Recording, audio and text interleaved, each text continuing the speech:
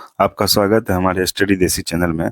यहाँ पर हम लोग आपके लिए एक सीरीज स्टार्ट करने जा रहे हैं जो कि 10 मिनट के लगभग का एक वीडियो होगा और इसमें पूरी टॉपिक को कवर कर दिया जाएगा। ये बहुत ही इंपॉर्टेंट होने वाला है क्योंकि जो भी वन डे एग्जाम होगा उसमें अगर क्वेश्चन आया ऑब्जेक्टिव कुछ भी आया या कोई भी कंसेप्चुअल भी कोई क्वेश्चन आएगा उस ऑब्जेक्टिव में, तो आपको अगर इसको मैं पढ़ा दूंगा तो इससे बाहर आपको नहीं जाएगा, वो क्वेश्चन आपसे लड़ेगा ही लड़ेगा।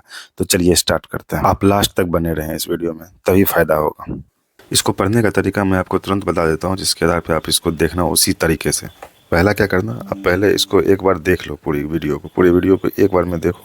उसके बाद उसको रोक करके उसके फिर उसका नोट्स बना लो। फिर उसके बाद क्या करो, आप या तो ये नोट्स से रिविज़न कर लो या इसी वीडियो को फिर से 1.25 गुना 1.5 गुना करके ये करके देख लो इसको। ठीक है, चलो स्टार्ट करते हैं। जैन धर्म बहुत प्राचीन धर्म है। ठीक है, ये किस पे आधारित है? ये अहिंसा, सत्य और आत्म शुद्धि पर आधारित है। ठीक है, अहिंसा तो आप जान रहे हो, हिंसा नहीं करना, किसी को मारना काटना नहीं। सत्य मतलब हमेशा सत्य बोलना। आत्मशुद्धि मतलब खुद में अगर कोई बुराई है तो उस बुराई से निकालना खुद को। ठीक है, जैन धर्म में जो गुरु होते हैं उनको तीर्थंकर बोलते हैं। ठीक है, और इसमें कितने तीर्थंकर हुए? 24 तीर्थंकर। ठीक है, उसमें से पहले कौन थे? ऋषभ देव। और 23वें कौन थे? पार्श्वनाथ। ठीक है, पार्श्वनाथ। 24वें कौन थे? महावीर। इन्हीं को वास्तविक संस्थापक माना जाता है जैन धर्म का। पार्श्वनाथ के द्वारा 4 महाव्रत दिए गए। ठीक है, कौन कौन है उसमें से? पहला है सत्य, अहिंसा, दूसरा, तीसरा कौन सा है? अपरिग्रह। ठीक है, और अस्तेय। 5th जो है ब्रह्मचर्य। ये किसने दिया? भगवान महावीर ने। ठीक है, चलिए एक एक करके इन चीज़ों को समझ लेते हैं। सत्य आप लोग समझ रहे हैं कि हमेशा सत्य बोलना, कुछ भी चाहे उससे नुकसान हो कि नहीं हो, ये हमेशा सत्य बोलेंगे। अहिंसा मतलब ये जानबूझ करके या गलती से कहीं से भी किसी भी तरह से गुस्सा नहीं करना, किसी को चोट नहीं पहुंचाना, किसी भी कर्म से किसी को नुकसान नहीं पहुंचाना। ये और अपरिग्रह क्या होता है बताइए? ये होता है अपरिग्रह होता है नॉन अटैचमेंट, यानी किसी से अटैचमेंट नहीं रखना। ठीक है, मतलब कोई भी ज़रूरत से चीज़ ज़्यादा है तो उसको अपने पास नहीं रखना, उसको या तो दान कर देना। ठीक है, चाहे वो धन हो, चाहे संपत्ति हो, या किसी से भावनात्मक लगाव हो, कोई भी किसी भी चीज़ से किसी के प्रति चाहे भावना की तरह से ही कोई अटैचमेंट नहीं होना। ठीक है, अस्तेय जानते हो? अस्तेय का मतलब होता है चोरी नहीं करना, यानी किसी भी परिस्थिति में हो अगर आप तो चोरी नहीं करना। ठीक है, ये क्या हो गया अस्तेय? आप समझ गए? सत्य, अहिंसा, अपरिग्रह, नॉन अटैचमेंट नहीं रहना। अस्तेय मतलब चोरी नहीं करना। और ये 5वां जो है ब्रह्मचर्य, ये क्या है? ये भगवान महावीर के द्वारा दिया गया ब्रह्मचर्य का उनका मत मानना था, महावीर जी का, कि ये मतलब ये दोनों के लिए अलग अलग था। जैसे साधु संत वगैरह थे उनके लिए अलग था इसका मतलब, और जो गृहस्थ थे उनका मतलब अलग था। ये ब्रह्मचर्य का मतलब साधु संत मतलब था कि ये मतलब पूर्ण ब्रह्मचर्य, चाहे वो शारीरिक हो चाहे वो मानसिक हो, दोनों तरफ से पूर्ण रूप से ब्रह्मचर्य। और गृहस्थ में था कि अपने पति पत्नी के प्रति वफादारी। ठीक है, पति पत्नी के प्रति वफादारी, अनुचित जो भी इच्छाएं होती है उससे वफादारी, यानी पति पत्नी से धोखा नहीं करना। ठीक है, तो ये उनका था अलग अलग। ठीक है, महावीर स्वामी का जन्म 540 ईसा पूर्व में वैशाली के कुंडग्राम में हुआ था।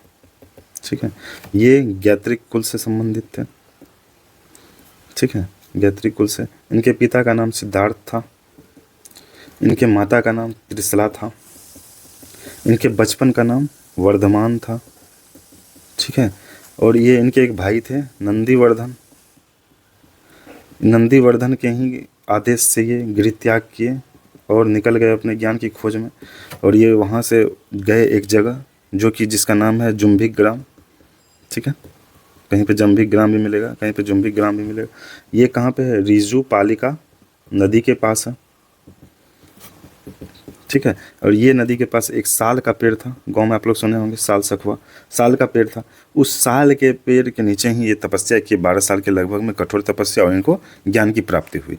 जब इनको ज्ञान की प्राप्ति हो गई तो इनको कुछ कुछ अलग अलग नामों से जाना जाने लगा, जिसमें कि पहला नाम था जिन। जिन मतलब क्या हो गया, विजेता, जिन्होंने अपने विजेता, जो जीत गए, जो अपने आप इंद्रियों पर विजेता प्राप्त कर दिया। एक और दूसरा नाम है अरहत, ठीक है। अरहत मतलब क्या हुआ, पूज्य, समझे। और एक और है वर्ड जो कि क्या बोलते थे इनको, निर्ग्रंथ। निर्ग्रंथ, ये तीनों ध्यान रहना चाहिए कि निर्ग्रंथ इसका मतलब होता है बंधन रहित, यानी इसको अब सब बंधनों से ये मुक्त हो चुके थे, ठीक है। अब आते हैं हम लोग उपदेश पे। तो ये उपदेश देना प्रारंभ किए, इनका पहला शिष्य कौन बने थे बताइए तो, जमाली। ये कौन थे, दमाद। और ये सबसे पहली बार यही इनका विरोध किए थे, ठीक है। ये उपदेश जो दिए थे सबसे सर्वप्रथम जो है 11 ब्राह्मणों को दिए थे, ठीक है। 11 ब्राह्मण, इनको गंधर कहा गया। ये क्वेश्चन पूछता है कि गंधर कौन थे, ठीक है। तो 11 ब्राह्मण जिनको उपदेश दिया गया वो गंधर कहलाए, ठीक है। इनका जो उपदेश था वो किस भाषा में था, प्राकृत भाषा में, ठीक है। अब आते हैं इनकी मृत्यु की तरफ। तो इनकी जो मृत्यु थी, मृत्यु एक एक दो वर्ड होता है, ठीक है। उसको बोलते हैं संलेखना विधि, संलेखना विधि, ठीक है। इसको संथारा विधि भी बोलते हैं, संथारा। इसमें क्या होता है ना कि लोग उपवास करके अपना देह त्याग देते हैं, ठीक है। इसको क्या बोला जाता है, देह त्याग यानी मृत्यु, क्या बोला जाता है यहाँ पे, मोक्ष, ठीक है। अब हम लोग जैन धर्म के त्रिरत्न पे आते हैं। ये क्या होता है, जैन धर्म में मानना है कि अगर आपको यहाँ पे मुक्ति प्राप्त करना है, यानी आपकी आत्मा को अगर मुक्ति चाहिए, तो इन 3 रत्नों को अपनाना अनिवार्य है। इनको अपनाएंगे तभी संभव है मुक्ति, ठीक है। तो यहाँ पे इसमें 3 रत्न में पहला रत्न क्या हो गया बताइए आप लोग। पहला रत्न सम्यक दर्शन, दूसरा सम्यक ज्ञान, तीसरा सम्यक आचरण, ठीक है, व्यवहार। सम्यक दर्शन मतलब हो गया चीज़ों को सही दृष्टिकोण से देखना, मतलब अच्छे तरीक़ा से देखना, किसी को कुछ गलत नहीं सोचना किसी के बारे में, यानी आपका सोच अगर साफ होगा तो रास्ता भी सही ही मिलेगा आपको, ठीक है। सम्यक ज्ञान मतलब क्या होता है, अंधविश्वास वगैरह से दूर रहना, सबके बारे में अच्छी सटीक जानकारी होना, तो अपना अज्ञानता को मिटाएं, इनके कहने का तात्पर्य ये है। आचरण मतलब जो आपका व्यवहार है वो भी सही होना चाहिए, जैसे अहिंसा, सत्य, अस्तेय, ब्रह्मचर्य, ये सब, अपरिग्रह, ये सब क्या है, महाव्रत इसी का हिस्सा है, ठीक है। तो इसका मतलब क्या होता है, ये तीनों जो हैं एक दूसरे से जुड़े हुए हैं, ठीक है। ये इसका मतलब सही दर्शन जो है उससे क्या मिलता है, प्रेरणा मिलता है हमको। सही ज्ञान से क्या मिलता है, दिशा मिलता है, ठीक है। और सही आचरण से क्या है, मुक्ति का मार्ग है, ठीक है, मुक्ति का मार्ग है। तो चलिए आगे बढ़ते हैं। एक इसी का एक रिलेटेड एक टर्म होता है आप लोग, सप्तभंगी ज्ञान। सप्तभंगी ज्ञान यानी इसका मतलब हुआ कि कोई भी एक ज्ञान जो है ना वो संपूर्ण नहीं है, यानी उसका बहुत सारे दृष्टिकोण से है ना उसका अलग अलग व्याख्या हो सकता है। आप ही खुद ही देखते होंगे किसी मैटर पे आपके सभी दोस्तों का विचार मिलता है क्या, नहीं, किसी न किसी का आपको अलग अलग विचार होंगे। तो ऐसा नहीं है कि वो गलत है, डिफरेंट डजंट मीन स्ट्रॉन्ग, मतलब आपको अलग अलग विचार है, उसको आपका सम्मान करना चाहिए। उसी का एक आधार है अनेकांतवाद।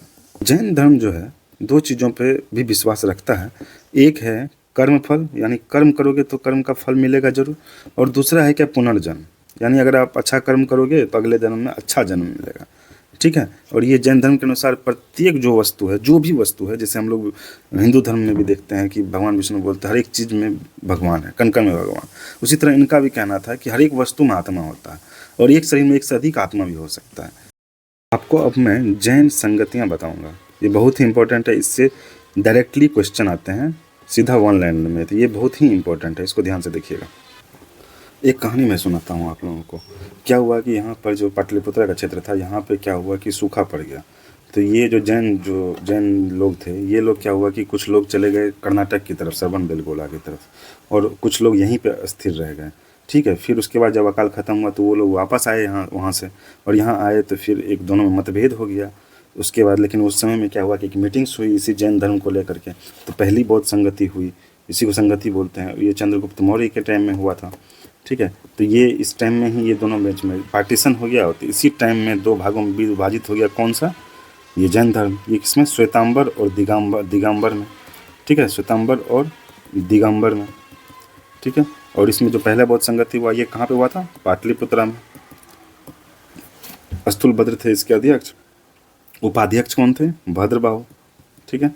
और ये दूसरा फिर बौद्ध संगति हुआ 512 ईस्वी में, ये बल्लवी गुजरात में है, ठीक है। और इसके जो अध्यक्ष थे वो कौन थे? देवाधि क्षमा श्रवण, ठीक है। सब जगह अलग अलग कुछ कुछ नाम मिलता है, इसके राजा के बारे में मुझे उतना जानकारी नहीं है। ये जो श्वेतांबर हैं और दिगंबर, श्वेतांबर क्या हुआ? ये लोग कौन थे? ये लोग स्थूलभद्र के अनुयायी थे, ठीक है। स्थूलभद्र इसके जो लीडर थे। दिगंबर कौन थे? जो कि भद्रबाहु, ठीक है।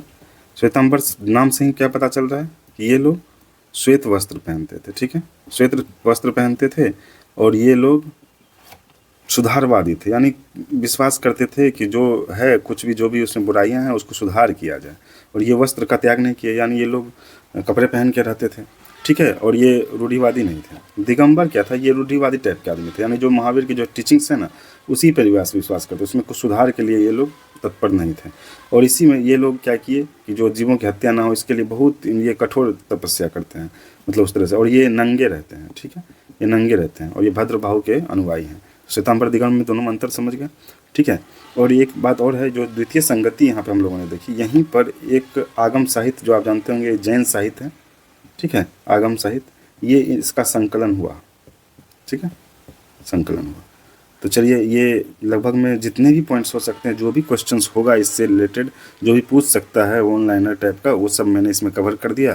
तो चलिए नेक्स्ट टॉपिक पे मिलेंगे जो कि बौद्ध धर्म होगा। तो आप लोग तैयार हो जाइए, अगर तैयार होंगे एक्साइटेड रहिएगा, मुझे लाइक से शेयर कीजिएगा, सब्सक्राइब कीजिएगा ताकि आपके पास नोटिफिकेशन मिले। और इसमें कुछ सुधार की ज़रूरत होगी तो आप लोग बताइए। धन्यवाद।